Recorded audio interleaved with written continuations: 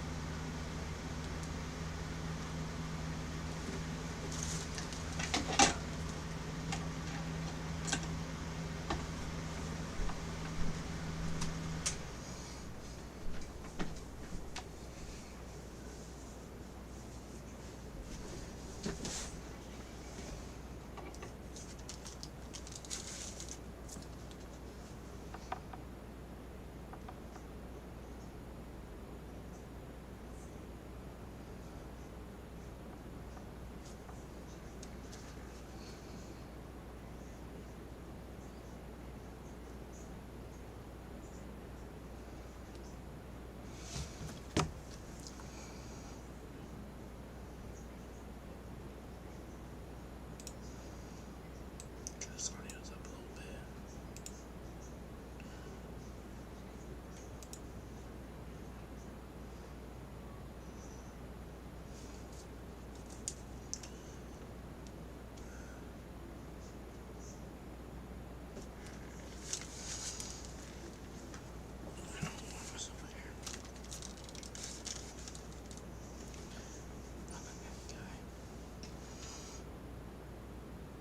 Put on everything. So stupid.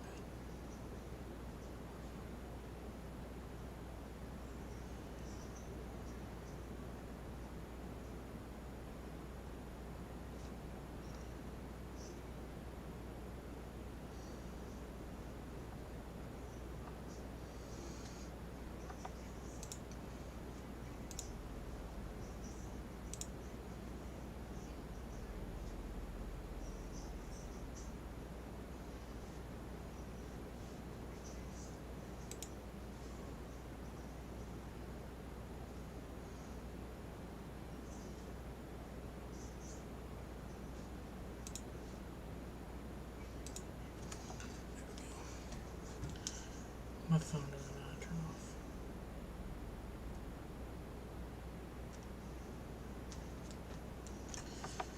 There we go. Hello, Mr. Daniel Blair. What's up? How are you doing? Good. Just trying to get this technology just right. Yeah, I think that other link maybe expired or something. Yeah. Let me get my notes up here. How we doing today? We're doing fine. Just hanging around at home. Nice. A little hot out today. Nice. I just took my kid riding, and I'm gonna go get his stuff ready. We're going racing tomorrow, so I gotta go get the bike ready. Where you guys going to? Muddy Creek. Nice. Yeah. Never been. First time since we've been out here. I know it's one of the big ones around here as far as like where they race a lot, you know. So Yeah. got to get my son's got to get used to it. I figure a lot of stuff can end up going through there in the future. So Yep. time to start. Well, ladies and gentlemen, we got, I think, one of the biggest names on my. We had Ralph Shaheen on here a couple months ago, so he was really cool. But if I had to pick on one of my favorites, you two are by far my favorite ones. That's rad. That's rad. You've been part of my childhood for a while, same as Chad Reed and Ricky Carmichael. You guys That's are part cool. of my childhood. But I know you because you Supercross fan, but my brother and I know you. My brothers and my dad and I know you. But introduce yourself to everyone that doesn't know about you. Oh man, so I guess we start at the beginning, I'm a dirt bike racer. Okay. I started racing when I was 5, raced all the way till I was 32 years old. And then obviously when that was done, I didn't really go anywhere. I got into TV, which I've been there all the way till now. So pretty much lived my entire life at the track as a racer. And so I guess if you're asking who I am, I'm a racer. I'm a guy who talks about racing, a guy who watches racing, takes his kid racing. Yeah. So, racing. Yeah.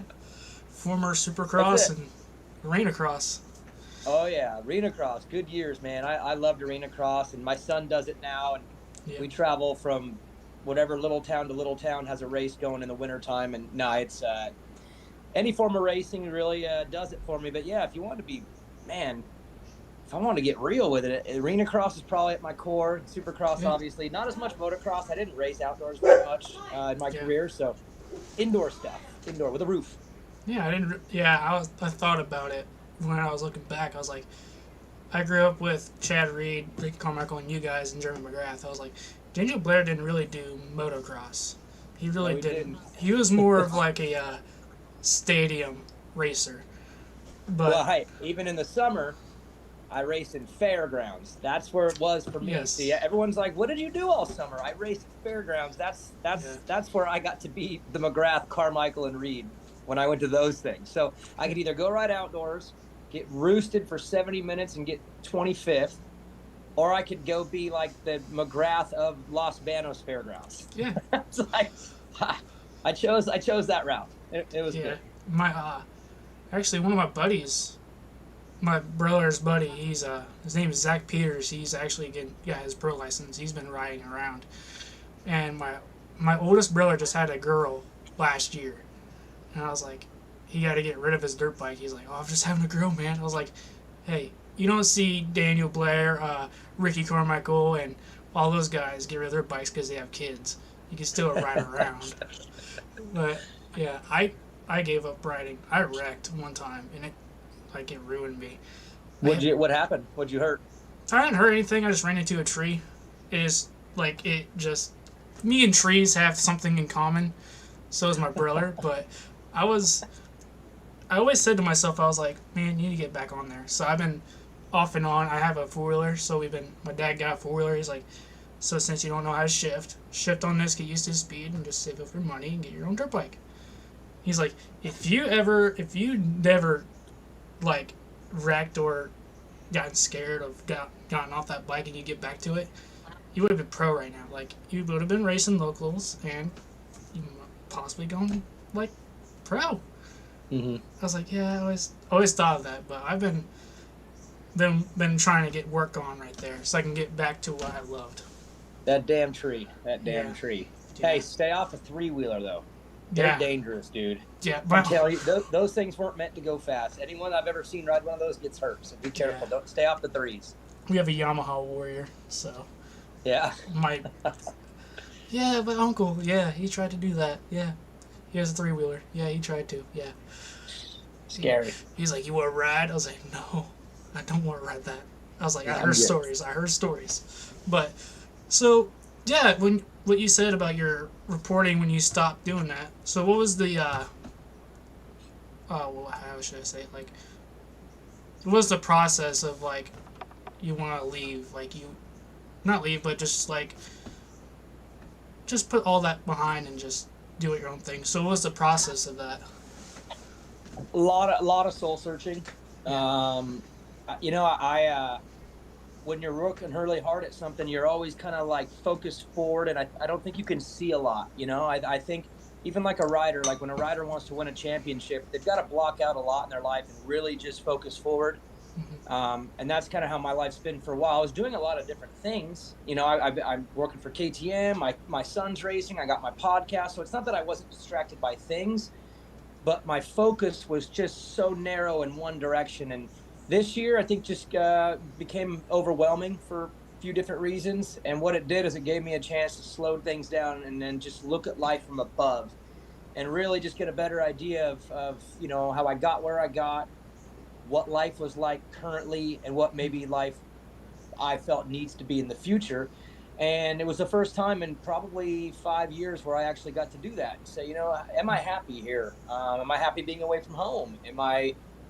What does 5 years look like if I stay this path? What does 5 years look like if I go another path? And when I did that, I got to see a lot of things, and I got to kind of explore myself a little bit and figure out what makes me tick and what makes me me. And yeah, through that process, as I wrote down a lot of stuff, my wife and I around the table, we really talked it out. It came to the conclusion that this was a pivot point in life, Yeah. and sometimes you miss out on those opportunities. You leave something too early or you leave something too late, and it just there was a clear pivot available in life. And I know that seems from the outside weird, because I know it seems like everything was awesome and glorious, whatever, but there's more to life than what you see on screen. Yeah. And I came to the conclusion that it was time to take that pivot and step into other things that I think matter more for me right now. And I don't think I'm going to be done with TV. I'll still do stuff, and maybe I'll do it again. But right now, I felt like I was needed somewhere else, and I felt like I was not needed there anymore. So Yeah. I know that's a surface level explanation. The rest is kind of private for me and my wife, but that's how I got there, and it was tough. Um, but I really never wavered. Once I kind of felt like, yep, this is it. I made the decision. Never really cracked and came back. It really just moved forward from there and wrote out the last couple rounds of the series, and then said goodbye, and now getting ready for this next chapter. And it's exciting, scary at the same time, but good, really good chapter coming. I'm excited. That's good. Yeah, I'm glad you're figuring out stuff right now, and at least you get to hang out with your family more and coaching your child as well. Like teach him, like give him some advice on that. But I've been I have some questions over here. I don't know, why is my phone turned off? So so you're a reporter. You've been going on the track and all that, but my question was, like, some of the riders I see, I always thought, who was the quietest rider you always, like, you have known, like, because I know it looks like, to me, it's mixed between Coop and Eli. I think Eli kind of seems a little quiet one, and Cooper's like kind of like the talky guy, but Well, that's a good question, and honestly, what you see on camera and what you see on private are pretty close. It would be Eli. He's a reserved guy. He doesn't say a lot. He doesn't speak unless he has to. That's his personality, and I know a lot of people like that aren't in the racing world. That's just even my wife. My wife isn't like a big. She's not out yapping and talking. She's quiet. She's to herself. She speaks when she needs to speak. And Eli's that same way, and he's like that publicly and privately. So when I do an interview with him, obviously when you interview Eli, most likely he's done well because he's on the podium. So you're catching him in like a very intense moment where he just raced, and sometimes he can be pretty excited, but he's still kind of controlled. And then even when he's kind of bummed and I can tell he's pissed, he's pretty controlled. So he lives in this really tight bubble where you don't get a lot out of him. That's just who he is. And then privately, it's the same way. Now, I will say I have had him a couple times break out of that. If you catch him on the right mood, he's really funny and happy and like enjoys the interaction. I did a Blair's breakdown with him I've had him on a couple different times throughout the years. And I always knew with him, it was like, you got to approach him different because he doesn't play ball like the rest. Like I can go and talk a lot of smack to some of these guys, but Eli, whatever.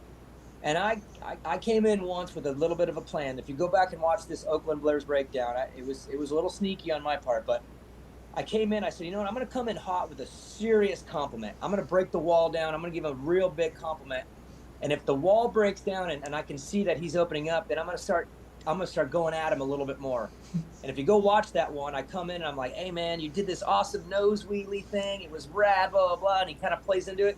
And then from there, the rest of the interview, he's laughing, he's funny, he's making fun of his clutch.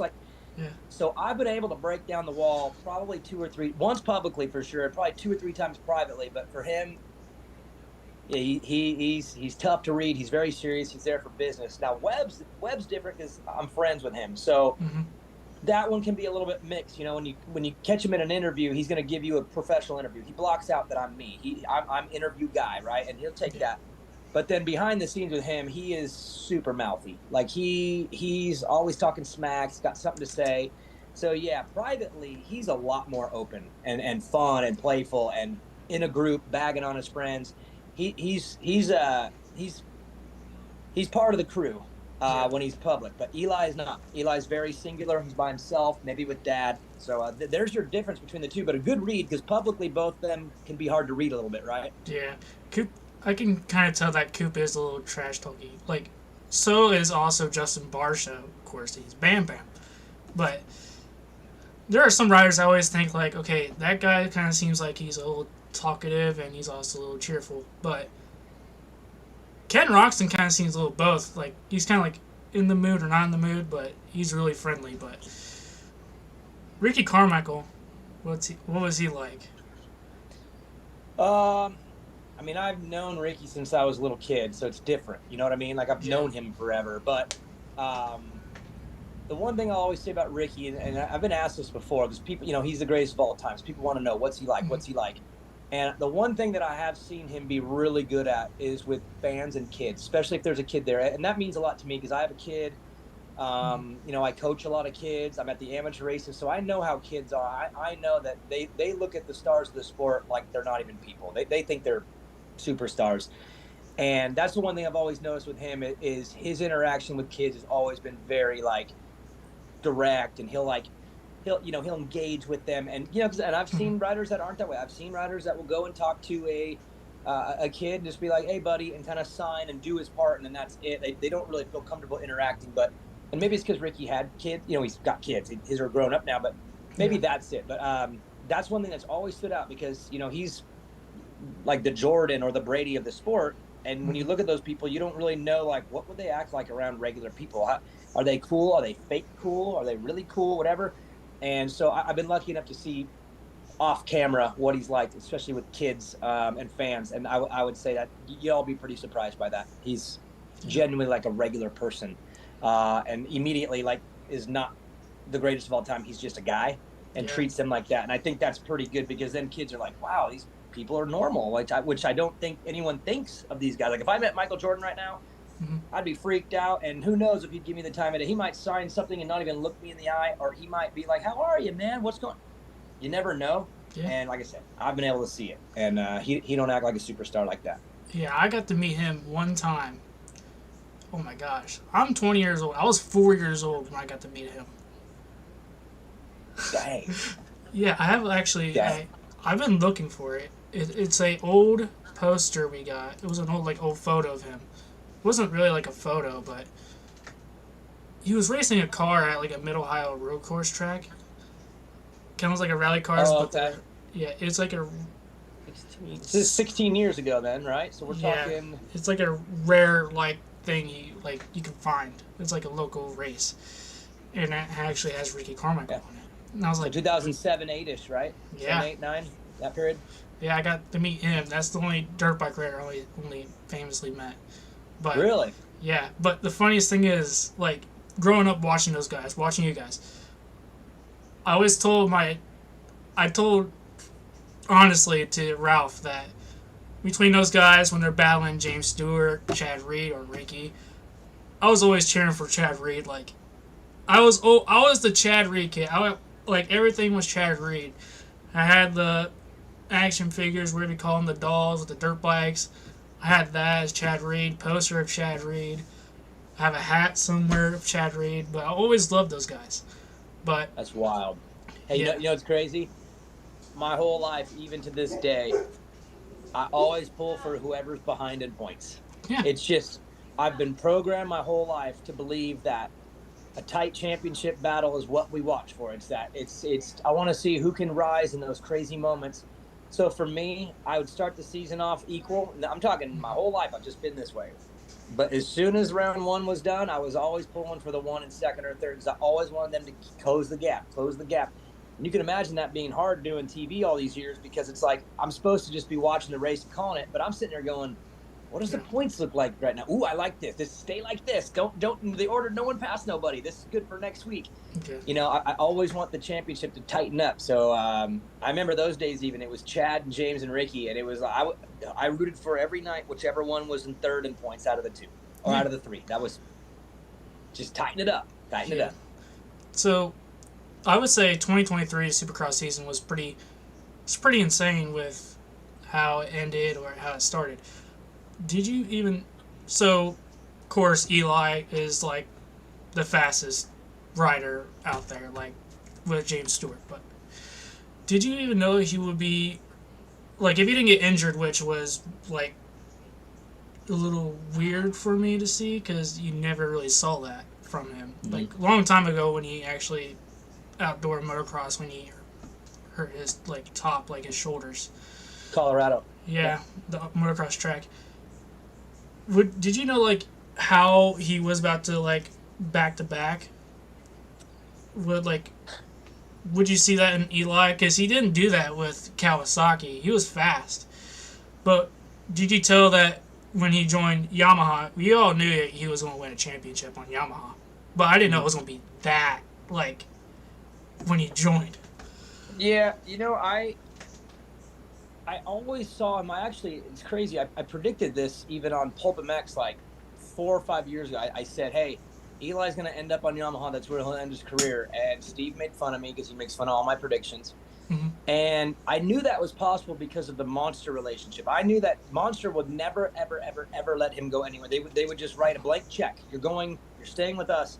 And I was like, if the Cowie relationship ends, Yamaha is the only real place to go, and they kind of run a pretty loose program there as far as their, Star is a lot freer, I would say, than the old team was. And I'm like, you know what? If Eli wants more freedom, and there's Monster and there's Star, I could see that happening. So I predicted it a couple of years before it happened.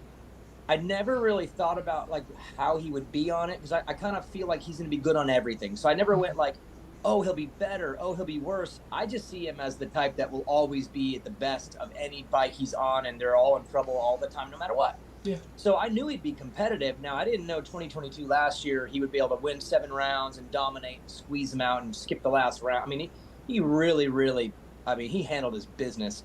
Coming into this year, I actually did not feel he was going to win the championship. I didn't pick him to win it, but not because of a weird injury. Mm-hmm. I just didn't think he was going to mess with that new motorcycle right away because it was brand new. There was a lot to learn. Sexton would be better. Webb would be back on the second year of that KTM model. I knew he'd be better. Anderson was coming off a great season. So I felt like Eli had his hands full. And he kind of did. He had some moments this year and some big crashes. That was out of character for him. The big Anaheim crash. He rode really bad at Indy. Like there was these nights where he just was really weird again, and it was feeling like the Kawasaki days, kind of. Yeah. But he's still being such a machine and such a true champion. Navigated the series and found himself out front because it's what you do when you're like him.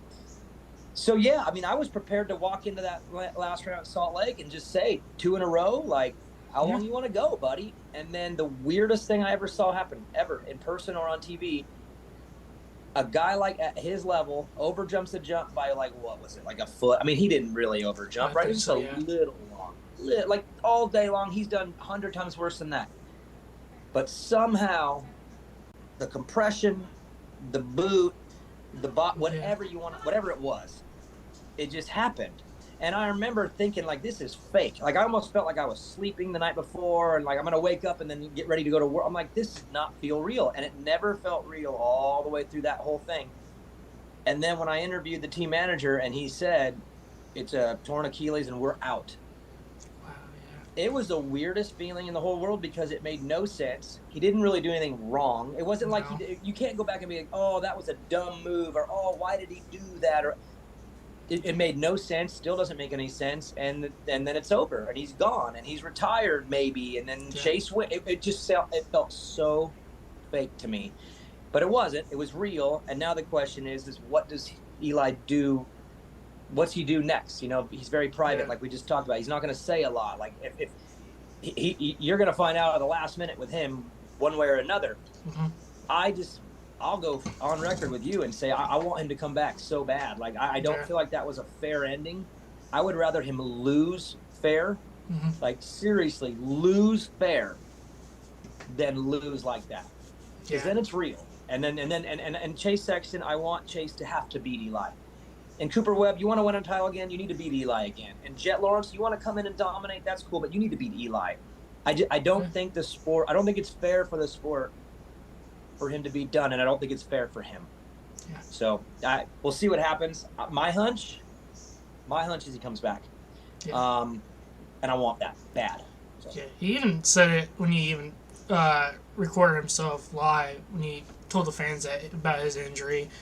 He even said that when he was on Kawasaki. He said even when he jumped that, he's like, "Oh, I've done like jumps like that before, and it's the force on that I was okay with, but it's a little different because it's a newer bike, and possibly newer boots and newer pegs. You never know, but it was really weird. But really weird. Yeah, really weird.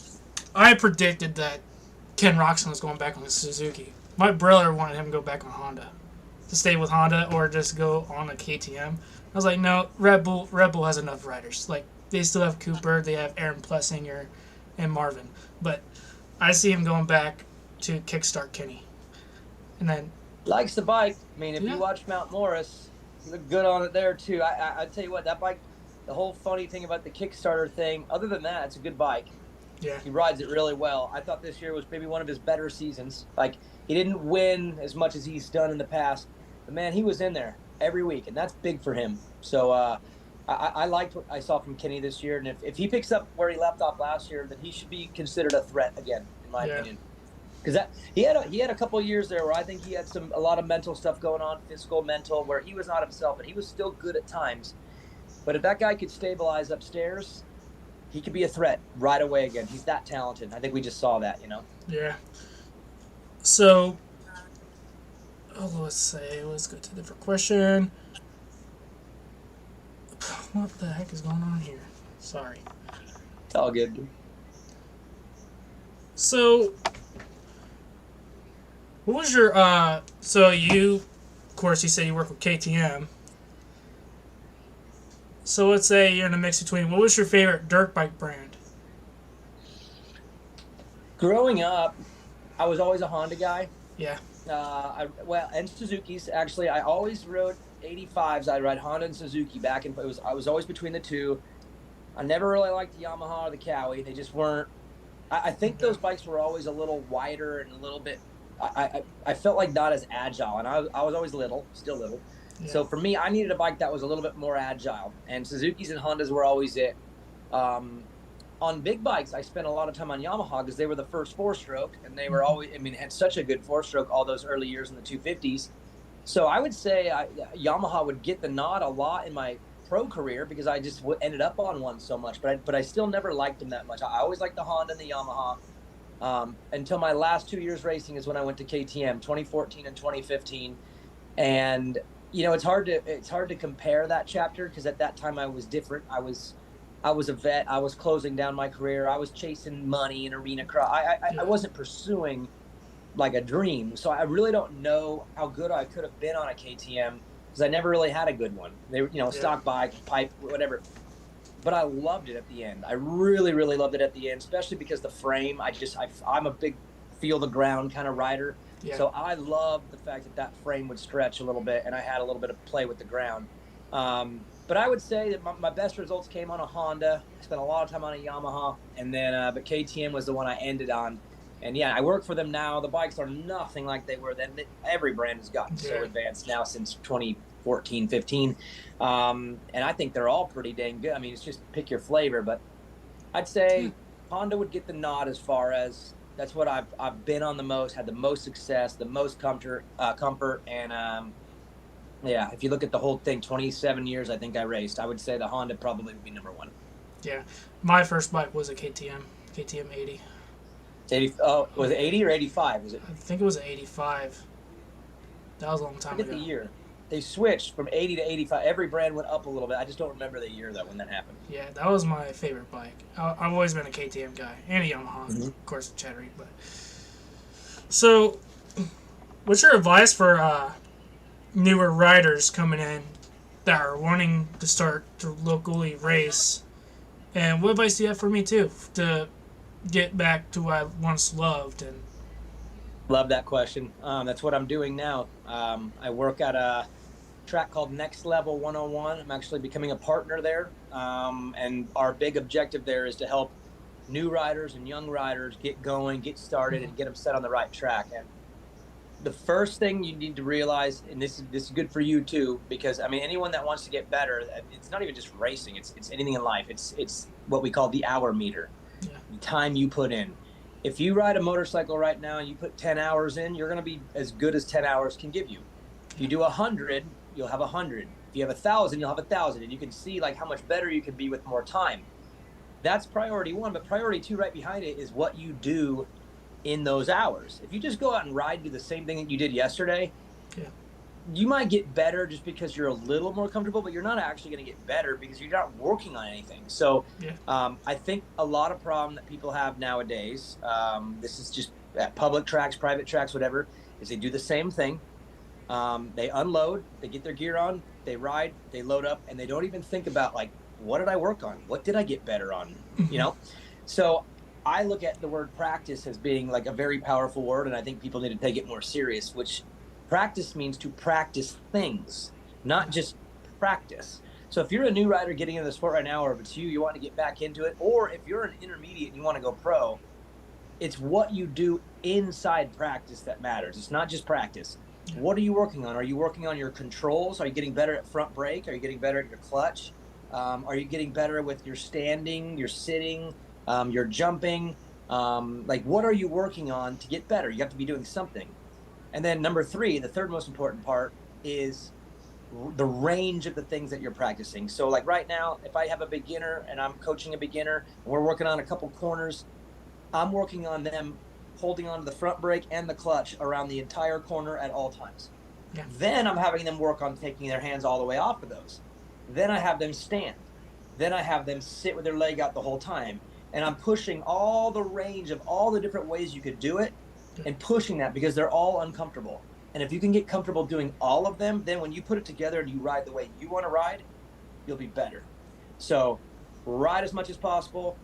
Every day should have a real purpose, and then push the range of all the different things you can do to get better and make sure you're super uncomfortable almost every day, because that's how you push through the boundaries. The next thing you know, you're way better than you were a month ago, way better than you were a year ago. yeah. It'll feel like it happened like that. It really doesn't. It takes time, but you'll look back in 1 year and be like, dang, did I get good if you do that every single day. So that's and I'm doing that right now. It's one of the things I'm working on. I just came back from the track today. I was coaching today. I had 15 kids, and they were uncomfortable.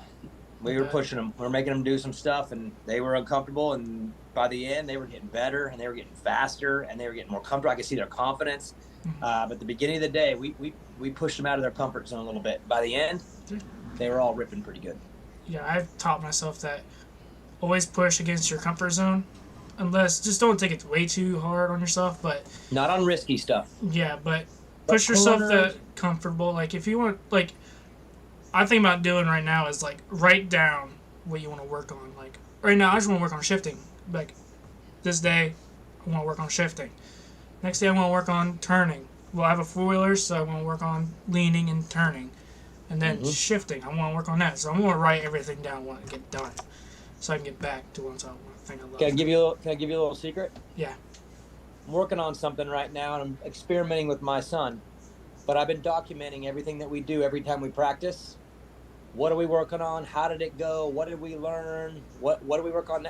I've been documenting this, and since we started doing that, every day has gotten a lot better because I had a purpose and a direction. If you just, like I said, if you unload and go ride, what does that mean? Like, good, you just rode around, whatever.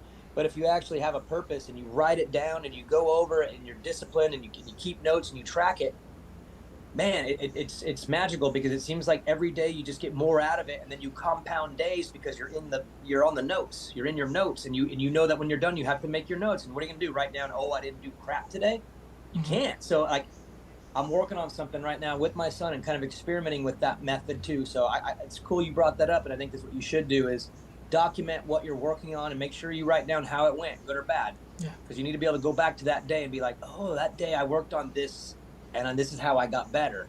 So I love that you said that. Your head's in the right spot. You got to Yeah. document your practice. I think that's super beneficial.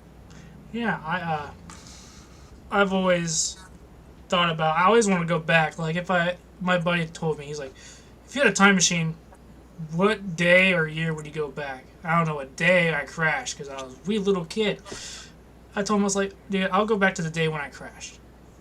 Because I still would have avoided it, but if I had to talk to my little self, like, hey, you wrecked. Everyone wrecks. That's what my dad told me. He's like, you were scared. We get it. It's going to take some time. You're not going to be like Travis Pastrana and just go for it. But my dad, before we got the four-wheeler, we had a KLX. Mm-hmm. And I took that thing around and just rode it. Like, I did the shifting. I got the third gear. Dad told me to go to second, but I went to third. He's like, I told you to go second, but you went to third, and that you actually pushed yourself to go to third.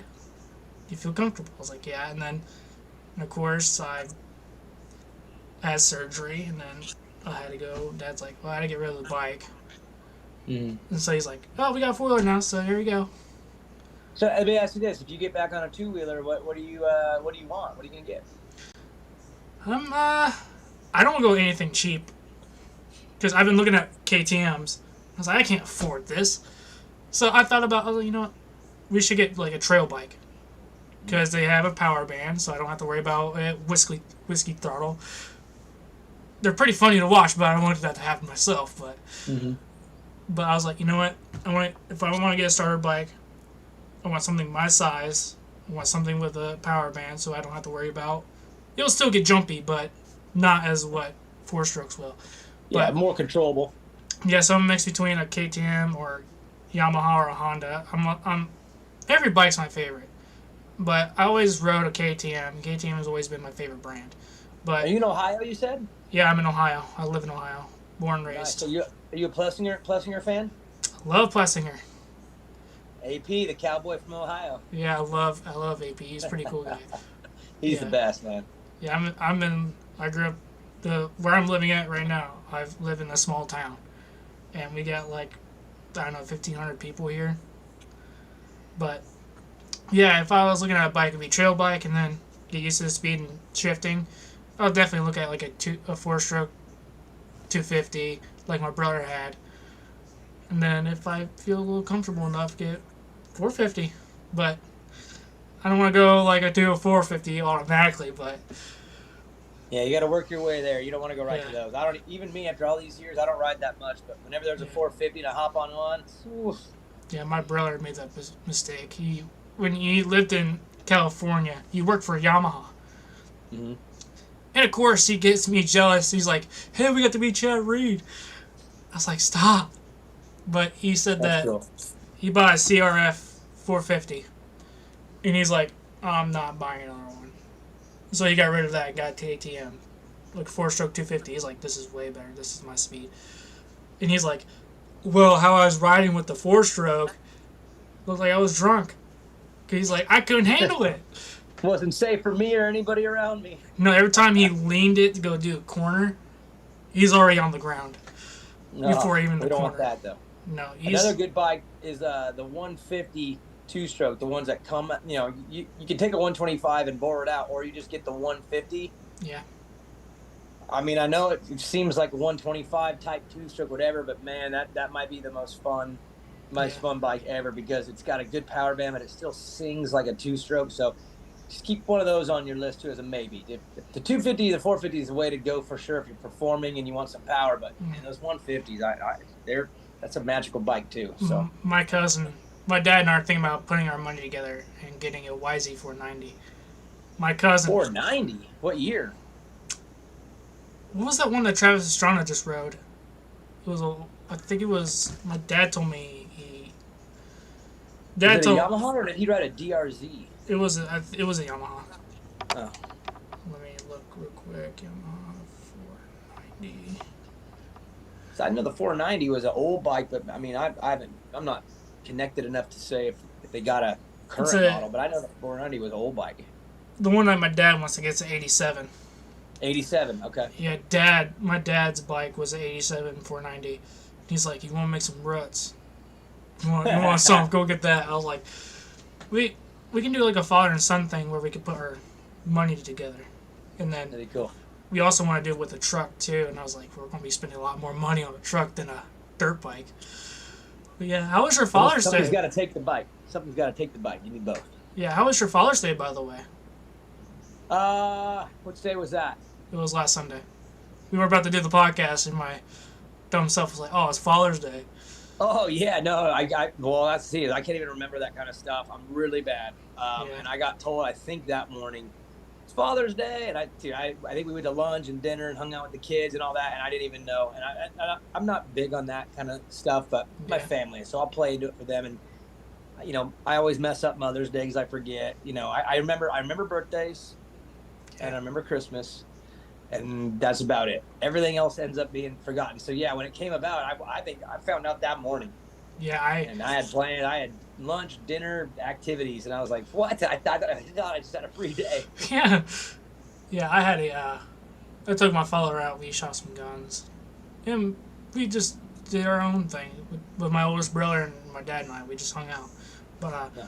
What's your advice on for people to become a commentator or a reporter? Commentator or reporter? Everyone has their own story on how they got in. Mine was really unique because I was already a racer, and I got a really, odd phone call with an audition offer. And so it really just happened, kind of magical. But there's a lot of other ways in, like, for Dan Hubbard, who I work with on Race Day Live, he's a live MC. He does events for Monster and BMX. Like, he's always been a performer and on a mic. And then he did the live announcing at Supercross. So that's how his path happened. Jason Wygant, we all kind of know his story. He started more as a journalist than anything, but he's just such a great communicator that it naturally became like an option for him. But he started as a journalist, and as a journalist, you're reporting, mostly in paper or obviously now on the internet, but you're writing, and writing is part of commentating too. You have to write really fast in your mind because it's very natural, but you're a communicator, you're a journalist, you're a reporter. I mean, it doesn't matter what position you are on in the broadcast, you are reporting your thoughts, your opinions, or what's happening. So to be able to start from a journalism background helps too, because you learn how to write reports. Yeah. So you can see, like, I don't really have advice other than to just go for it. I mean, that's all I did. If I got a call and I was like, what? Okay. And then Weege, I think, probably got an opportunity one day that he went, okay. And Dan Hubbard, okay. You got to go for it. You got to get yourself out in positions to be around people where those opportunities come. But I would say the most important thing is to always be a communicator. Because if you're going to be a broadcaster or a commentator, the most important thing you can do is, deliver obviously good content, but with great character. You need to be able to perform and communicate and deliver messaging. And you should be doing that right now with your friends when you're hanging out. Like, don't be afraid to communicate more, and don't be afraid to stare at a wall and give fake performances and record yourself on video and watch it back and be embarrassed and say you're down. Yeah. It took me years before I got comfortable with my own sound of my voice. My first 2 years at Arena Cross, I thought I sounded so stupid. I was like, I wish my voice was different. I hate it. Like, there's going to be a chapter of that. You're going to watch yourself and be like, God, I suck. And that's okay. You got to rip tear-offs. So I'd communicate with your friends. I would videotape yourself giving reports. I would write yourself mini articles, all those types of things, and then put yourself in position to be around people where an opportunity pops up. Because I don't think there's a real right or wrong way. It just kind of happens, and you want to be ready for it, just in case it does. So that'd be my advice. Oh, thank you. That's pretty nice. Yeah. So I follow you on Instagram. I see your stories. What's your favorite music? Because I saw you were at a concert. What's your favorite music genre? What's your Everything that centers around rock. I like rock. I like punk rock. I like hard rock. I like radio rock. I like metal rock. Anything that's in the rock category. I do go in and out of moods, and I do have a weird music style as far as a weird music thing about me where I usually like one band at one time. I'll shuffle every once in a while. If I'm on a long drive, say I got to go like 10 hours somewhere, I'll do a shuffle. But most of the time I'm driving, an hour or two at the most, and I want to be in a certain mood, and usually I'll find a band that I like. I'll hear a song. Someone will send me a song. I'm like, oh, that's pretty good. I'll check out a couple songs from them, and if it's pretty good, I'll dive in more. And then once I kind of grab onto a band that I like, then Yeah. it becomes them for a while. I want to hear every song. I want to hear every lyric. I want to understand what they're saying. So I go through just waves and waves and waves of individual bands. Yeah. The concert I just went to was Bullet for My Valentine. Oh, love that. Pretty. Oh, I love Bullet. Oh, love them. And I had a period of time, multiple periods, where they were my only band. Haven't heard them in a long time though. It's been a while. They haven't put out anything new in a bit that I liked. So that was just a fresh, concert and sound. And it was like, I hadn't heard them in a long time. So it was amazing. I took my son. It was his first concert. So it was like just a cool father-son thing.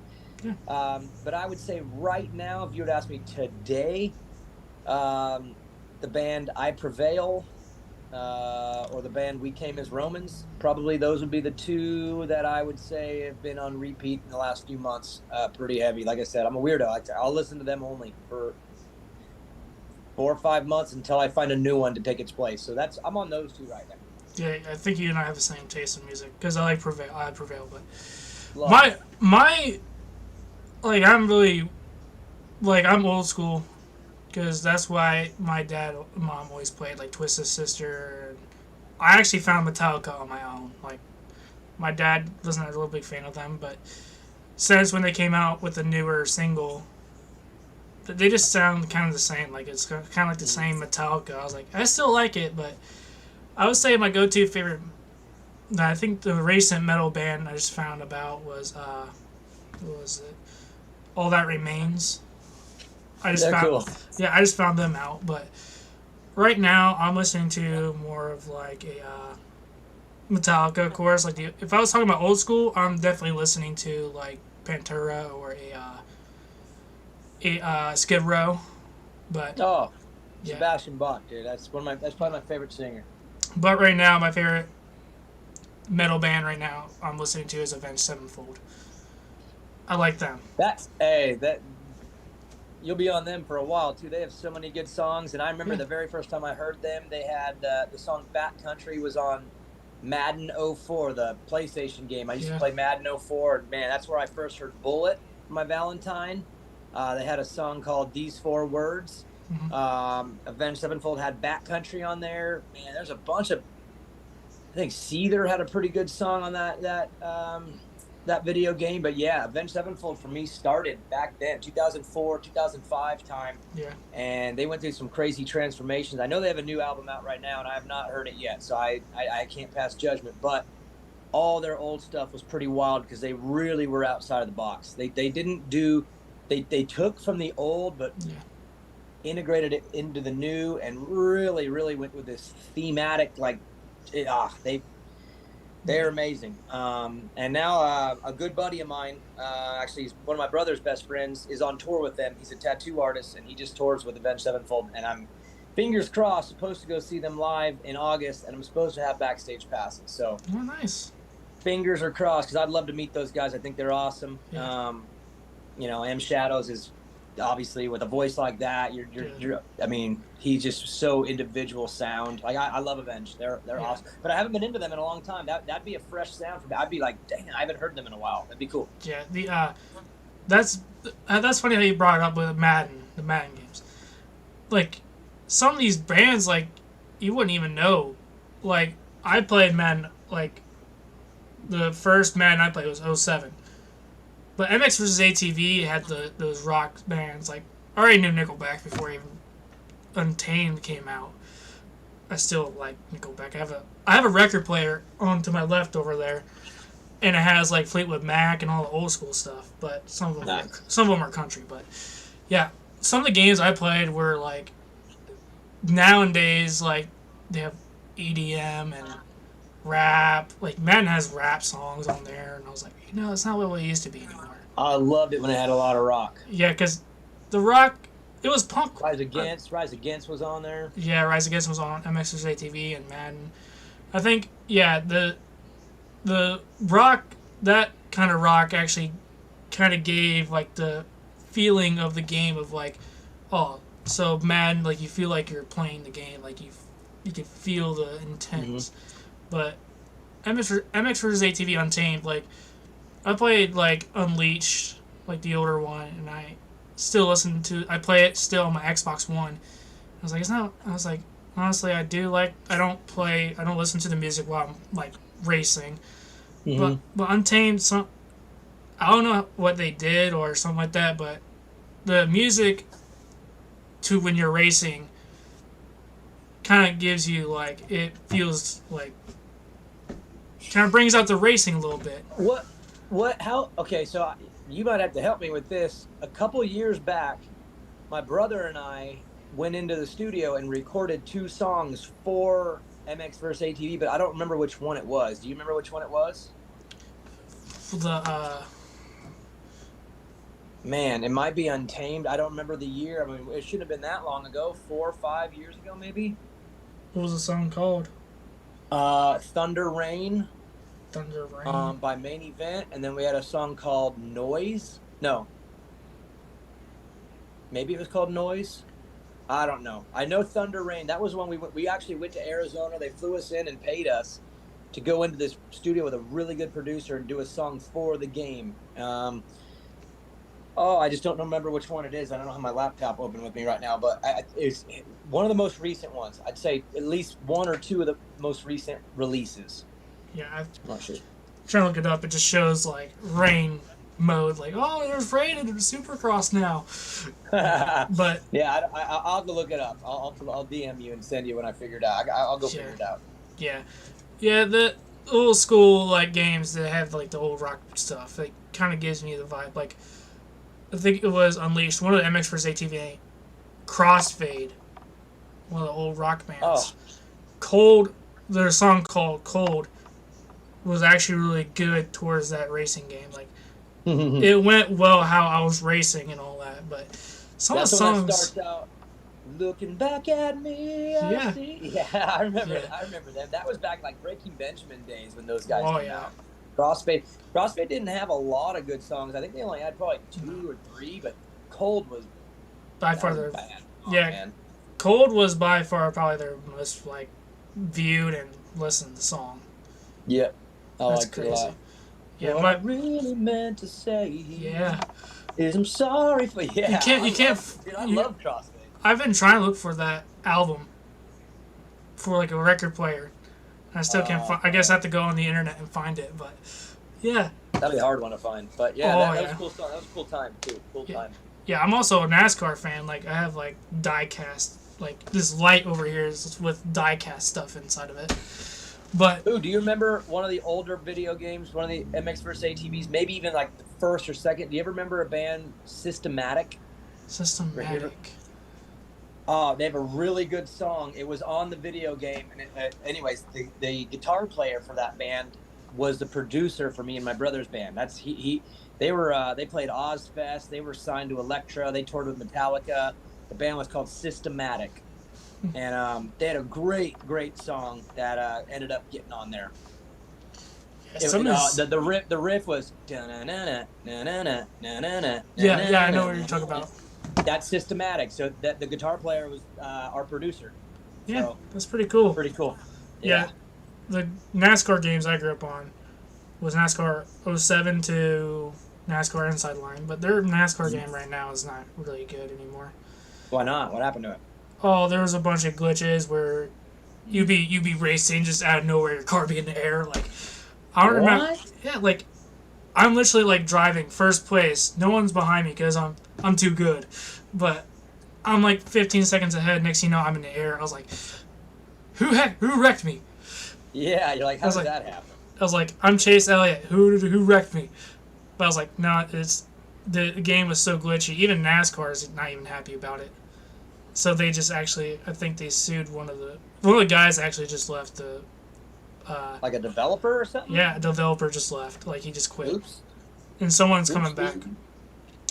One of the guys who made F1, he left a while back. And I think F1 what? Video game? Yeah, I think he left for a while, and then he's like, you know what? So he came back. But I'm glad that Well, I heard that some things about Supercross 6. Well, is that the most recent? Yeah, the most recent newer one. I My did. Yeah, I've never played it. I did the commentating on it, but yeah I've never played that one. yeah I haven't played it either, but I liked 4 and 5. I liked the original one, number one, two, and That's what three. I heard. I've heard that too. Yeah, I I've heard liked that. yeah I liked 1, 2, and 3, and 4 and 5. I like all 5 of them. But I haven't got to play 6, but they were still pretty good. But what was your other than Supercross being your sport? What's your favorite other sports like football, basketball, Football. football? What's your favorite team? Cowboys. Cowboys. Ew. I know, man. You know what? I'm a loyal person. Yeah. I started liking when I was young. I hate it too, man. Yeah. I wish I could change, but I'm too damn loyal. But yeah, I'm a Cowboys fan. What are you showing me? What are you showing me? Man, I'm a 6 time. I'm a 6 timer. Oh, that's fine. I have no problem with Steelers. You know what's weird is certain teams have certain problem with certain teams. I've always liked the Steelers. I like Mike Tomlin a lot. I love Big Ben. I've always liked them. It's the other team in Pennsylvania that I think is complete trash. I hate the Eagles more than anything in the planet. I don't like them either. More than I like the Cowboys. I like the Cowboy fans more than Philadelphia Eagles fans. Imagine being in the same division with the Eagles, man. They're terrible. Oh, we play them at times. You play them all, yeah, the interstate stuff, right? Interstate games. Yeah, we play. I'm from Ohio, born and raised. My Uncle Mike, my family, Browns fans, Steelers fan, rival team. So we basically talk to each other like, "Oh, the Steelers are going to wreck you, bro." Yeah, Get ready. That's interdivision rivalry right there. Yeah, one of my buddies actually insulted me. So he made a post about, you know how Ohio's getting a lot of shit recently, like they're like memes and all that. He's like, we can burn Ohio. So I was like, you want me to die in Ohio? He's like, go to Michigan. He's like, the word that came out of his mouth. I was like, where do you live? Because I want to beat you up for that. He said, go to Michigan. And I was like, okay, first of all, you don't want to say that to an Ohioan, okay? Yeah. That's even a worse place. That's even worse than Pennsylvania. I was like, you're talking to a guy who loves Ohio State Buckeyes. Same goes for Plessinger. And I was like, you never, ever, ever, ever say that to a Buckeye. That's hilarious. I think that's hilarious. Yeah, that's like me though. Same thing. Like, it just depends on who you hate. Like for me, I don't hate the Houston Texans that much. You know, because I'm not a Texas guy, so my loyalty isn't to the state. So I don't get caught up in. A lot of Cowboys fans hate the Texans. It's like a state thing. Yeah. I don't get caught up in that. So for me, it's purely like the Eagles. I hate the Eagles with everything in my body. The Giants, I hate them when they're good. And then I don't really hate the Commanders ever because they're not that good ever. So I almost feel bad for them a little bit. Yeah, I felt bad for Miami, but they're doing pretty good. But the team I absolutely hate is Steelers' biggest rival is Ravens. But I always liked Ray Lewis, even though he murdered someone. But but he actually went recently. His son recently just passed away, 28 years old. Really? Yeah, Ray Lewis's boy. I did not know that. That's terrible.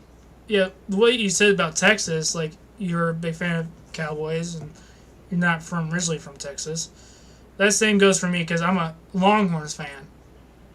But I like Texas as well. But I do hate Oklahoma.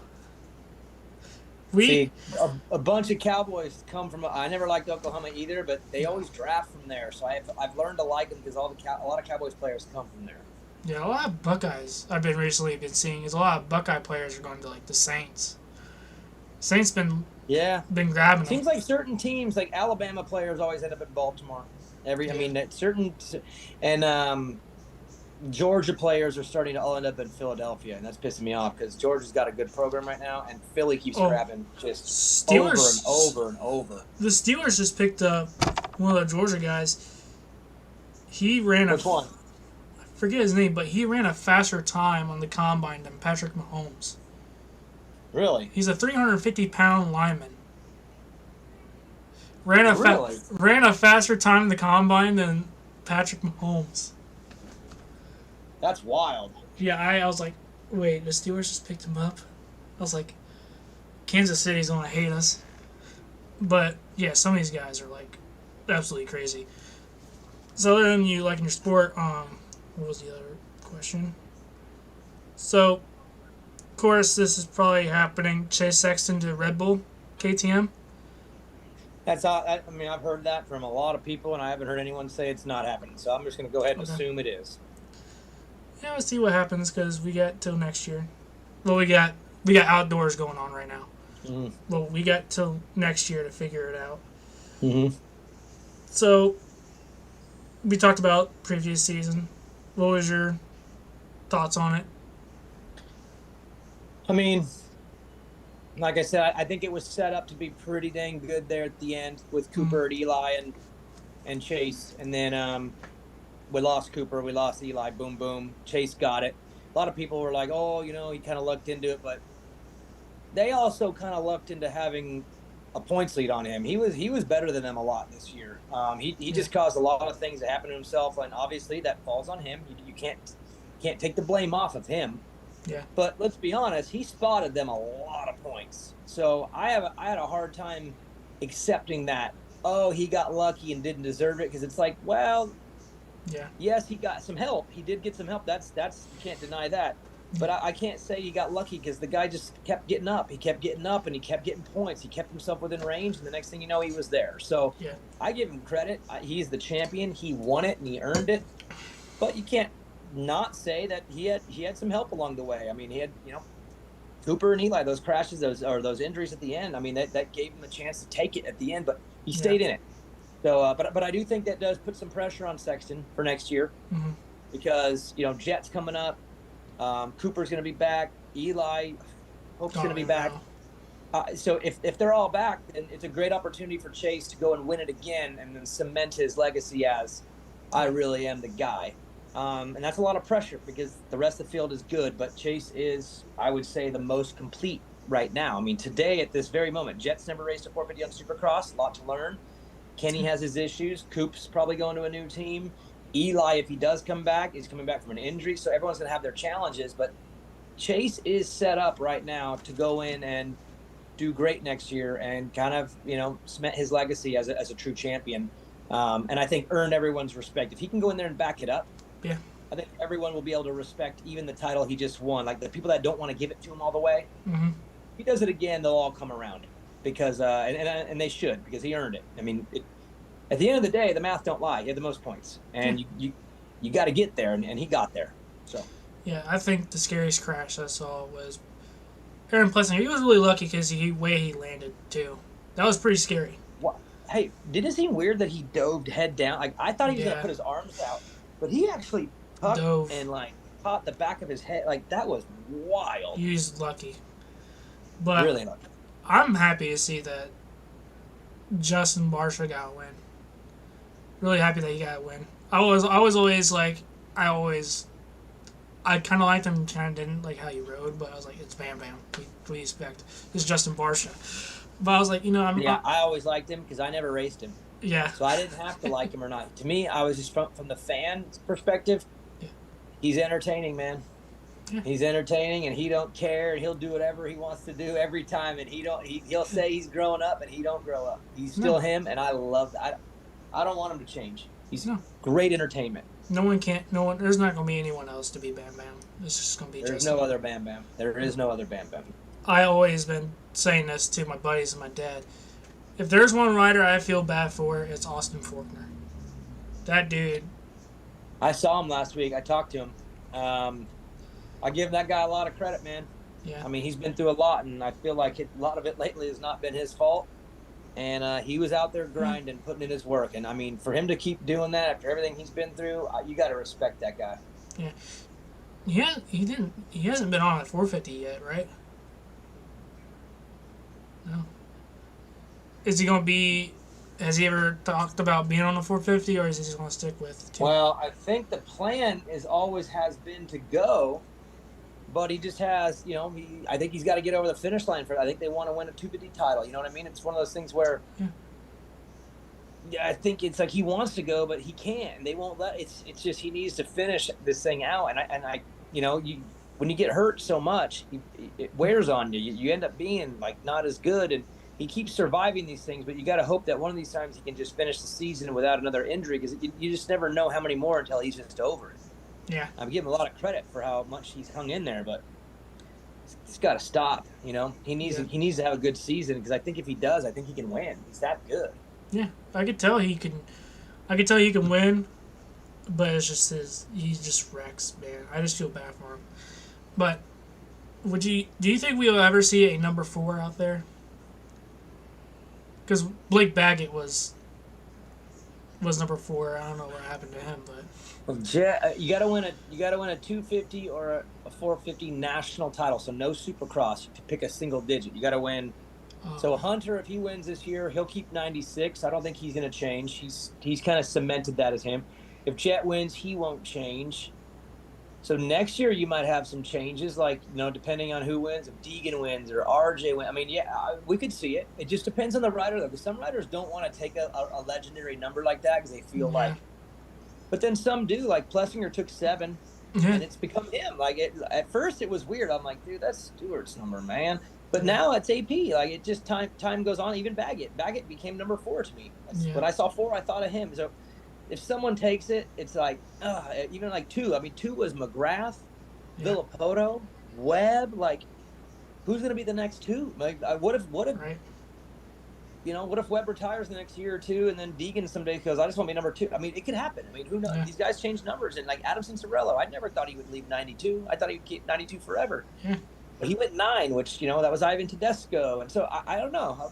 4 will get used again. yeah, I don't know by who, and whoever it is, it'll be weird at first, and then within a year, that'll be them. yeah. I heard that Chad Reed had an interview, or he was on a video. He said that he was asked who would be the next 22. Like someone said RJ Hampshire or something like that. I was like, I kind of don't see Well, RJ going there. so RJ told me he wants 22. Yeah, That was his amateur number, and he's been waiting for Chad to give it up, and Chad won't give it up. yeah, because yeah, I honestly every time I thought about that, the number 7, I was like, okay, it's AP, but I feel like AP does not want that number to feel like, okay, don't forget who else had number 7. Because that's the kind of vibe I'm getting from him. Like, okay, I'm number 7, but just remember, I'm Aaron Plessinger, but just remember who was before me. Yeah, he respects the legends. You know what I mean? Yeah. But I always thought, I was like, man, if Eli retires, who's going to be number 3? I was like, it was Dale Earnhardt, but now it's like same goes for Austin Dillon. He drives a number 3 car now, and it was kind of cool to see him up front a little bit at Daytona 500 at the beginning of the race, seeing him number 3 up there. But Eli Tomac, I kind of feel like if he retires, I think that if he kept the number, I think he would keep number 3. Like kind of like Chad Reed does right now, he keeps the 22. Hold on to it. Well, actually, if you think about it, 4 is available. Baggett's been gone now for 2 years. 5, Dungy just used it, so he's got it again for 2 more years, but that one will be available soon. Yeah. 6 is used, 7 used, 8's wide open. So 4, 5, and 8 are gonna be open soon. If not, I mean already, 8's open, but I don't know. Like I said, Hunter and Jet probably can win this year. They won't make any changes, so we're probably still a year out before someone maybe sneaks in a 250 title. Because Sexton's not going to change his either. Yeah. I kind of want He ain't gonna change. I kind of want to see who's number 38 right now in Supercross. I think Swole. I think that I don't know if this is going to happen, but I think Swole should get rid of the number 38 and just like, here you go, Deacon. No, let me tell you what's going to happen. So, as long as Deacon doesn't get hurt, this will happen. If you are top 10 in points out of everybody at the end of the year, 250 and 450, yeah, you get to pick the permanent. And Deegan's on track right now to maybe get it. If he stays on it this summer, because he had a good Supercross, if he stays on this summer, he'll get it, and then he'll take 38 because Swole doesn't have it permanent. So, yeah, man, that could happen, huh? yeah, because his dad's 38. Honestly, pretty proud. I can see it happening. I can see him taking 38. 38, yeah, I can kind of see that happen. Who else do I see? Honestly, I had Cicerello with a number 92. That's the one I actually when I came back, I had a long hiatus of watching Supercross. I think 20, 2010 was the year I stopped. Mm-hmm. And then 2021 was the year I started watching again. And my brother went to a race, and he's been telling me, like, oh, Chad Reed won, or something like that, or who recently won, because he's been watching it. Mm-hmm. But I came back for reasons to see. The person that got me back into it was not only my favorite riders, not even my favorite reporters like you, but it was just that, oh, I kind of want to watch it again. Kind of want to see who the newer riders are. Because I kind of mix. Yeah, I was like, I want to see the 250 guy, see who's brand new. And I got introduced to Austin Forkner and Joey Savacci, and then I knew Eli Tomac, like Dean Wilson and all them. I already knew them, but I really didn't really know Eli, who he really was. Mm-hmm. But I'm glad I got to know who Eli was, and I'm glad I got to see him race, because honestly, Legend. yeah, legend. But yeah, I should have not took that long hiatus, because I missed a lot of racing, a lot of crazy stuff. Just don't do it again. Yeah, I can just rewatch it on YouTube. That's right. Yeah. Catch up. Yeah, I can catch up. But do you see? I don't know if I see him coming back. Weston Pike. I don't think so. No, because what happened to him? Yeah, I don't know. I don't know how he's physically with his eye and everything, but I don't think so. I've talked to him a couple different times, and I didn't get the vibe that he was missing it. I got the vibe that he was proud of what he did. You know, that's just, maybe I'm wrong, but that's just, I got the vibe that he's pretty secure with what he did. He was awesome. I mean, he was a privateer, a nobody. No one even knew who he was, whatever, and he truly went from like the bottom up to the top group with just. I mean, an absolutely incredible career. If you want to be honest, you would have never guessed he was going to get there. When I remember watching the first time on Supercross, and I was like, man, that ain't easy for him. No. And then by the end, he was like so legit. Like that's just work ethic, and man, he did an incredible job in his career, and I admire him a lot for that. Yeah, a lot of guys watched him before the Vince Freezy accident. I didn't even know who he was until I saw the video. I was like, who is this guy? I was like, he's giving, like, when I saw Weston Pike, I was like, there's no one else like Weston, like how big he is. Like, he's a big dude. Yeah. But there were some things I could relate to him, like the way he said, if you wreck me, I'll beat you up. Like, he didn't give a crap. But I was like, you know, I'm always like that. I'm always like that, but I'm a nice person. I don't do that. I just talk. But that's awesome. Yeah, but pick that personality trait up from him. Yeah, I like Weston, but I like to watch some old Supercross stuff when he started on the Yamaha when he was number 28. Watching him, he got a whole shot, getting some whole shots and getting some stuff when he started going on a JGR Suzuki. I was like, you can kind of see he's starting progressing a lot more, and I told my buddy, I was like, you know, the way he is now, I was like, he's training harder than probably he ever was, because he's starting getting those podiums. But he didn't get a win. I was like, I don't care if he didn't get a win. He still got podiums. Mm-hmm. And you could put that on your career record, like, hey, did you win? No, I got podiums. I don't care if I got a win. Still great. Yeah, I got some points. Mm-hmm. But honestly, if I was in that situation, I would like to have a win. But I was like, you know what? I'd rather be on the podium than... I would like to have a trophy, but honestly, I'd rather work hard for it than just... Because if I was in a situation where I was like, you know, if I wrecked the leader and I won, I don't feel as like, I just pretty much got handed to. But I was like, you know what? I'm going to work for it. Like, between Cooper Webb and Ken Roxon, how they ended up at the finish line and Coop won it. But I kind of want, like, to have my finishes like that a little bit. Like, I want to work for the win. Like, I want to train hard, and I want to do it. No freebies, no gifts. No, I want to work hard. Kind of like that's how I am. I don't I don't hang out with my friends very much as I should, but I always tell them, I was like, I'd rather work. I just want to work hard, just like, because I've been handed opportunities to other jobs. Because I worked at a winery recently, a long time ago. I was there for 5 years. They could have got me full time, but I found another job. Worked at a factory for a year. I was like, you know. Then one of the guys I went to school with, he was a maintenance guy down there. He's like, hey, you looking for a job? I was like, yeah, I'm looking for a job that pays well with good benefits, and I'm working out of school now. And then I've been getting emails from other companies like, hey, we heard about your work ethic, and we want to see if you can come work with us. I was like, I'm good right now. I got a good job right now. That's how word travels, though. You Yeah, work hard. People yeah, find out. yeah. I got that. I think I got that from my mom and dad. My dad's a pipeliner. You can see right here, the Middle Ohio pipeline. Nice. Yeah, I feel like that's what I got it from. But riding and racing, I think it's also part of it too. Riding gives you more work, and you're working with your body, and you're because it kind of gets your mind set into it. Mm-hmm. When I was a little kid, I always had like some anger issues. But I always asked my dad, hey, can I get on a dirt bike? Because I thought it was always therapeutic. Because it's just you out there. Can be. That's for sure. Yeah, I always told when I had a girlfriend recently, I had one, but I was like, I'm just going to go ride.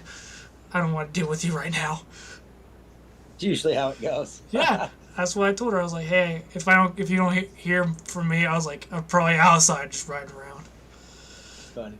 But yeah, so you say do you still ride a little bit? Not really. My Yeah. son does. Like I said, we're racing tomorrow. Yeah. I get the fulfillment out of that now, just being with him and letting him chase it.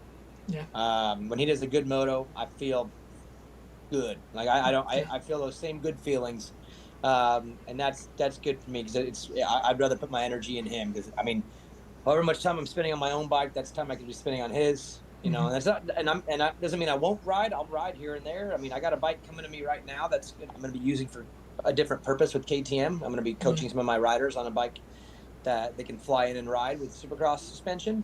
But I'll hop on it here and there and ride. But I definitely don't want to get into it. I'm not ready to get into it. I want to get into my son. I feel like I have way more interest there, and it's way more fulfilling. Yeah. 4-stroke or 2-stroke? What's your favorite? I mean, my heart's with the 2-strokes because I just had the sound and the feeling. But man, the 4-strokes are really good now. I'd say I like both. I like both, but if you made me pick, I'd pick the 2-stroke. Yeah, Ronnie Mac will love you. Oh, I know. Of course. He loves his old Screaming Eagle, right? Yeah, my brother actually got to meet him once. My brother went to Red Bud. I think it was Red Bud. I forget which one he went to. He met Ronnie Mac, and Ronnie Mac wanted a tire. He went to my brother. He was like, "Hey, can I borrow one of your tires?" He's like, "No." That's so random. Yeah, he told Ronnie Mac, he's like, "I don't trust you." He's like, "I seen what you've done. No." That's hilarious. Yeah, he's like, it was so weird. Just him coming up to Ronnie, like Ronnie Mac going to him asking for something. Like, okay, you're not prepared for this, but no. My brother. So Yeah, my dad's like, it was kind of weird, but your brother didn't really trust Ronnie at that moment. Because Ronnie broke his tire. He's like, I don't want you breaking my tire. No, on a brand new KTM too. Yeah, my brother, if he didn't get rid of that bike, he actually thought about buying his pro license. He would have been riding still, but he decided, hey, I'm getting married and having a kid. I'm gonna get rid of my bike. So I can kind of see. Saying. I was like, I can kind of see you doing that. That's okay. You can do what you want to do, whoever makes you feel good. But I don't. That's exactly it. How much my brother loves riding. He's not afraid of anything. Like how much he loves dirt bikes and riding and just racing. It's like I don't see you doing that. That's kind of weird for me. I really don't want you to get rid of your bike. Oh, there's a little girl here. Gets rid of his bike. Bike's gone. Yeah, bike's gone. 4-stroke, 250, out. I was like, dang, that thing had like over like a lot of like good graphic stuff on it and like WP suspension, like probably had over $1,000 worth of like parts on it. That's And wild. he gets rid of it. I was like, dude. I was like, no. Bad investment. I was like, you made a bad mistake. And then of course my brother's buddy just bought a new Honda CRF 250. I think it's a 250 or 50. No, it's a 250. He doesn't do 450s. Bought a new Honda. Put just everything. Do a stock for a day, and then everything just put everything factory stuff on it. New graphics new graphics on it. New suspension. New tires. I was like, dang, you should have gave it a day to be stock. He's like, I don't like stock. I was like, dude, just leave it stock for a day and just. He's like, no, stock does not look good. I was like, my car's stock right now. I don't have anything good on it. Just everything is stock. I need a new radio that just cracked on me, but yeah. So what's your favorite track that you raced on?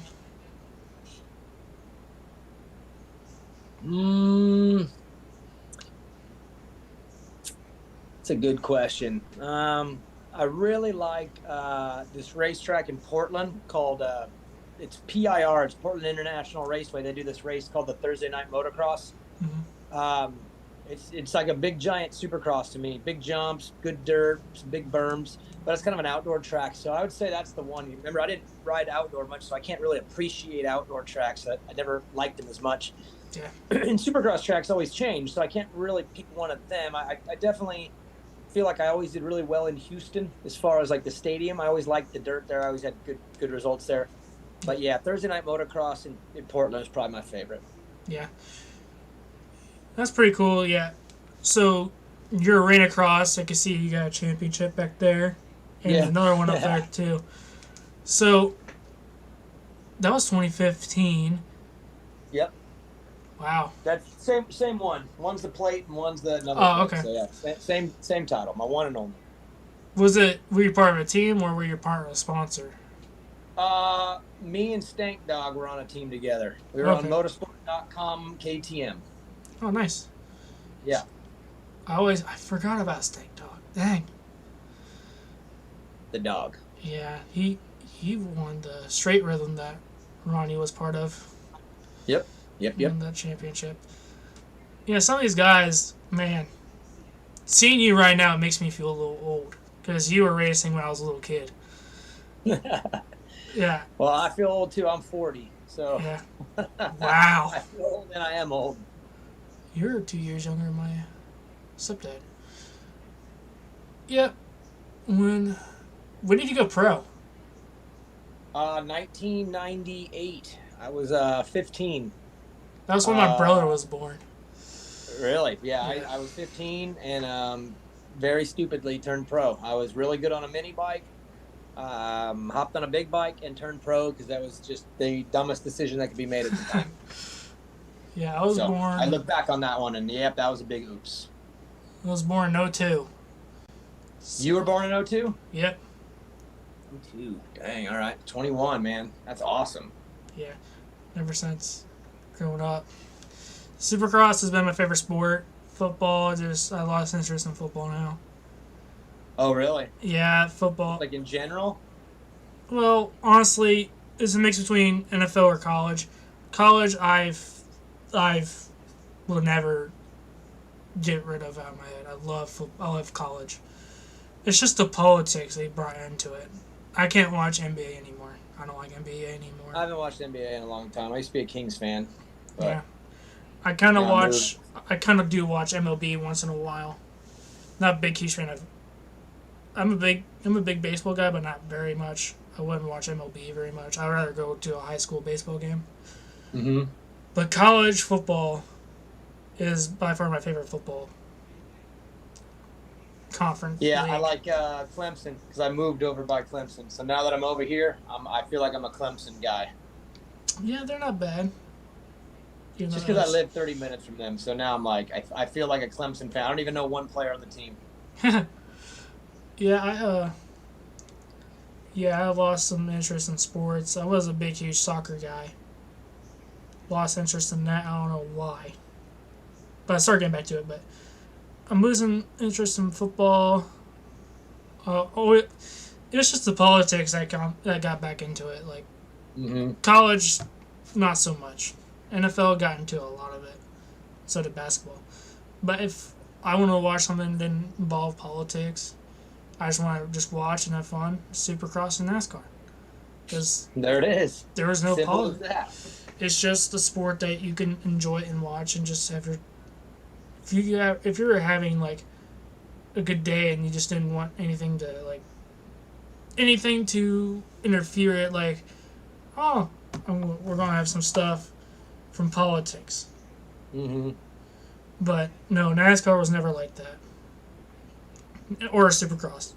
Supercross I can actually enjoy and watch, but yeah, always loved Supercross and always loved NASCAR. Always loved those motorsports.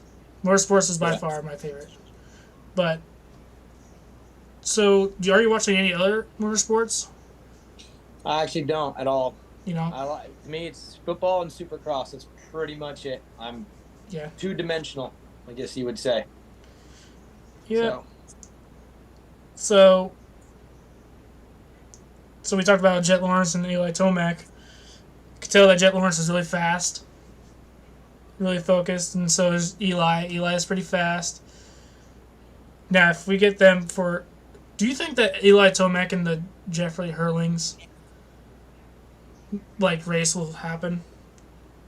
No. I don't. It's too complicated, and I think it would be the coolest thing ever, but there's so many reasons that would stop it from happening, and I really don't see the reasons how it could. Yeah. I mean, it would have to be very, very... One of them would have to go out of the way big time of their normal life. And I would love it, but... And plus, one of them has to leave their league, too. Well, I mean, Eli, we don't even know what's going on with him. I mean, he's got to figure out what he's doing in general, but yeah, I don't... I just don't. It's one of those things that I feel like, man, we all wish it would happen, but I just don't see it. No. I kind of just seeing Jet Lawrence versus Eli. Just a race. That's the best we could hope for is that Eli comes back for that. Because if he does, that'd be awesome. Yeah. Kind of just seeing that. Hopefully. Crossing fingers. Yep. I kind of do seeing Ken Roczen with the red plate on the Suzuki. But you at least see... That would be nice, because Ken Roczen, I always liked Ken Roczen. Ken Roczen is my favorite right now. That's awesome. He has always been my favorite, but when I started watching again was when he was on Ricky Carmichael's team. But I kind of want to see him doing a throwback. For if they're going to Daytona for next year, I think he should do a throwback paint scheme on his dirt bike, on his Suzuki for Ricky Carmichael. That'd be cool. That'd be cool. To go with the gear he wore at Mount Morris would be dope. Yeah. Yeah, seeing these old... Some of the teams that I watched growing up are not much of a team anymore. JGR's gone.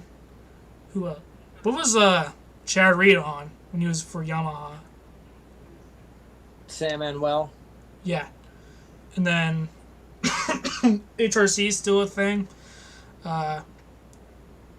Is it Pro Circuit or just Monster Energy Kawasaki? Pro Circuit's still in there, yeah. Yeah. Red Bull KTM. Rockstar, it wasn't Husqvarna before, it was Suzuki. And then Geico Honda. It's not a thing anymore. Yeah. Which is crazy, because Geico Honda, that's when Eli was racing on, too. And then...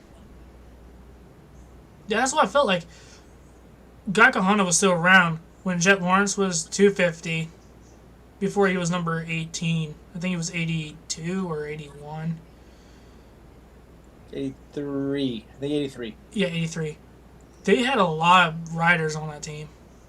It was Chase Sexton, Christian Craig, which, man, he was the oldest 250 rider, wasn't he? Pretty much, yeah. Yeah.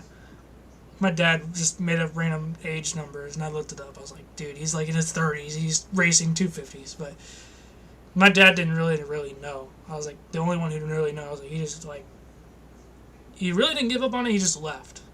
And then his kids, told him to go back, and he came back. But Christian Craig, Jay Sexton, and